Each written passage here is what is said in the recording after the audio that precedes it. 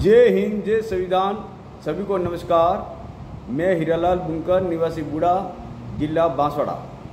मेरा वीडियो बनाने का उद्देश्य महिला को सरकार द्वारा रीट में 50% आरक्षण देने पर मेरी भावना दूसरे तक पहुंचाना। मैं किसी सरकार की नीति या योजना पर कभी विरोध नहीं करता हूं, क्योंकि कोई भी सरकार जनता की भलाई के लिए योजना या नीतियां बनाती हैं तो वो सरकार की योजना पर बनाती हैं तो वो जनता की भलाई के लिए ही बनाती है।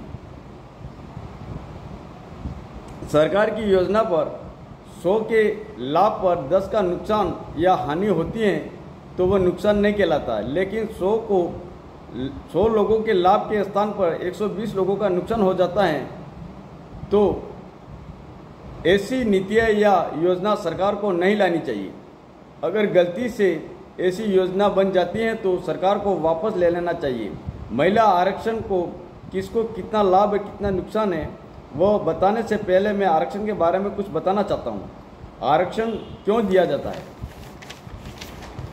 आरक्षण उनको दिया जाता है कि किसी वर्ग, जाति, धर्म में किसी भी स्थान पर कोई भी कमज़ोर हो तो उस कमजोरी को दूर करके सभी को बराबर करना, अर्थात सभी भारतीय नागरिकों को सम्मान करना, चाहे वह आर्थिक स्थिति, सामाजिक, राजनीतिक और शैक्षिक स्तर के मामले हो। इसमें सभी नागरिकों को बराबर करने के लिए आरक्षण दिया जाता है। लेकिन महिला को 50% आरक्षण देने पर शैक्षिक बेरोजगार पुरुषों को भारी नुकसान हो रहा है। महिला पहले से ही शिक्षा के स्तर पर पुरुषों के बराबर है। गत 2-3 वर्षों का रिजल्ट देख लो। किसी भी कक्षा में, चाहे 10वीं हो, 12वीं हो, BA, BEd या सरकारी भर्ती हो, उसमें महिला पुरुषों को के बराबर मेरिट बनाती हैं। फिर 50% आरक्षण क्यों? इस आरक्षण में गरीब और गरीब होता जाएगा और अमीर होता जाएगा। कैसे? किसी घर में किसी की पत्नी इस आरक्षण की वजह से सरकारी नौकरी प्राप्त कर लेती हैं तो वह अपने पति को इस सरकारी नौकरी के माध्यम से पूरी सुविधा देकर, जीत तोड़ कर, उसको दबाव डालकर अपने पति को नौकरी पर लगा देगी।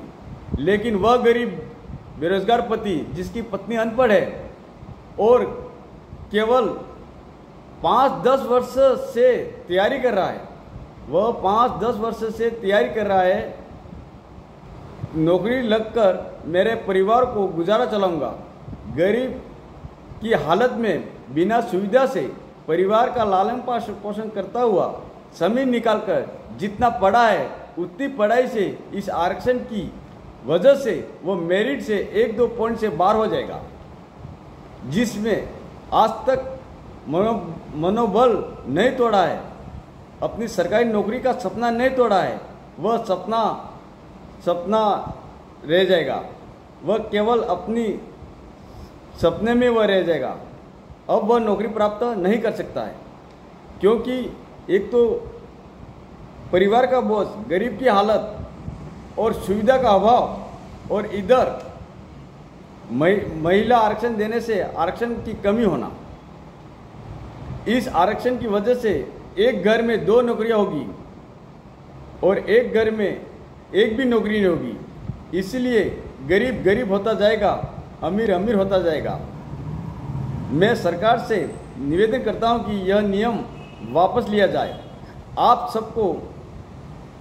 सबकी क्या राय है? कमेंट करें और अधिक से अधिक शेयर करें। जय संविधान, जय भारत।